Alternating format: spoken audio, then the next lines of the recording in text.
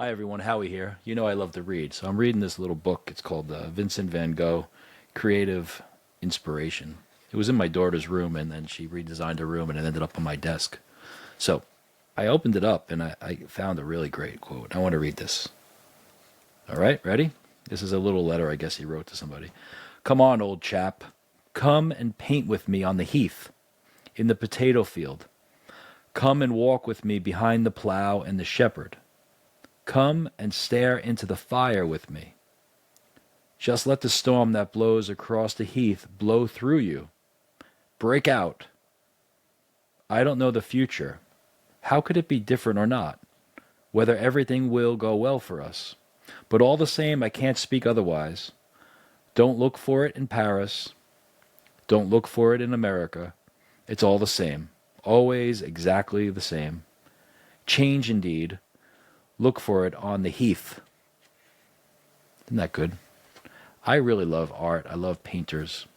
I love the methodology. I'm more interested in a painter and an artist notebook and a studio than I am actually their paintings. Paul Cézanne is I think my favorite painter. And, I went to his studio years ago. And to me, to be in their studio, to be in their workplace where they functioned, to see the tables they used in their still lives, the methodology of an artist, of a painter, of a writer, is just really endlessly fascinating. Writers. I mean, some writers would write for the period of a length of classical music. Some use computers, some notebooks, some a pad and a pen. Hemingway always stood up. I like Hemingway. The poor chap. Talk about poor chap. That poor guy, right? He did say something though. He said something that he was done. It was nothing more to write about. Hemingway, right? It was really interesting that, and then he killed himself. So I think it's like if you look at their methodology and you look at their path, and you look at their notebooks, and you look at this phrase like Hemingway saying that there was nothing else to write about, it's not surprising that he killed himself, right? Because for an artist, for a writer, for a painter, for a sculptor, for a poet, when there's nothing else to write about, that's really saying there's no more life left in me, or I can't see any life outside of me. It's really a dark place, right? So that struggle, that battle. Mark Rothko, another beautiful painter. Mark Rothko, he killed himself as well. I'm on a theme of suicidal painters today. He has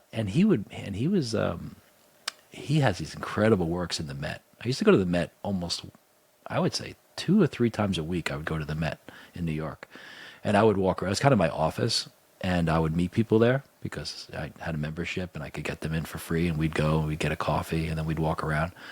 And I used to go to Met all the time. And Mark Rothko, for some reason, actually it happened to do with my daughter. My daughter studied Mark Rothko in like second grade or something. Had a good art teacher, and she knew Mark Rothko, and I didn't even know him. So I went, and he has these beautiful paintings with just color, and just the color that he chooses makes you want to just jump in or run away from the color.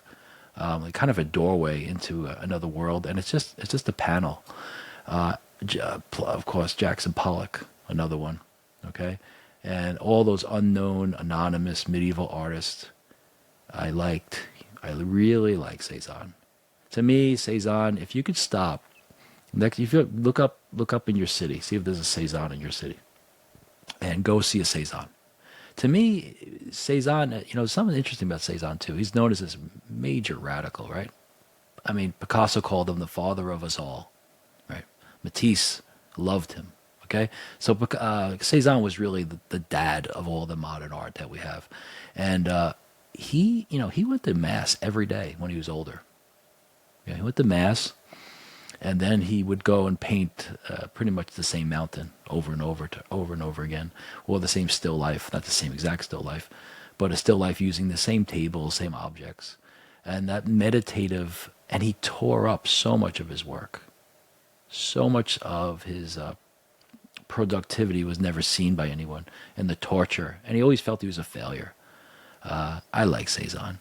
I like his personality. I love his paintings, but it's his personality that I identify with. I just think this guy has really something. He's a madman, right? He was like a madman with a holiness, right? And I think those type of, like a Tolstoy. Tolstoy was another madman, kind of this search for authenticity. Then they have this tremendous conflict, right? So Cezanne was kind of a mean guy to some people. Tolstoy, wanted to be a monk, but he had 13 kids, so apparently there was one part of being a monk that he didn't participate in. He liked his wife. So I mean, I think you have these wonderful conflicting people. I remember I went to a monastery. I used to go to monasteries. This is a funny story. I went to a monastery in Virginia. I think it was called Holy Cross. And I was married at the time. I didn't have a child at the time. And I said, I need to go to this monastery. So I went to this monastery, and I went there, and they go, and the monks are there. It was a Cistercian monastery. And, I participated in the prayers all day. And then it was like 5 or 6 o'clock. And you know what I would do? I did this for like 5 days. I'd leave. I'd leave the monastery, and I'd go to a bar.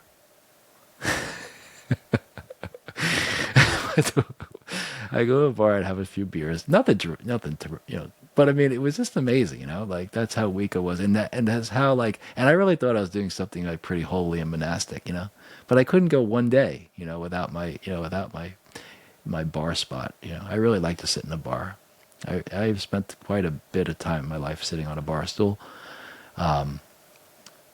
And, I probably wasted a lot of my time. So if you're young and you're listening to this, or if you're old and listening to this, don't spend all your day on a bar stool. Not a good idea. You think you're funny, and you think you're interesting, and the truth is everybody around you is drunk and doesn't really understand what you're saying, and the bartender is making money off you. So you're really not that interesting. You're not that funny.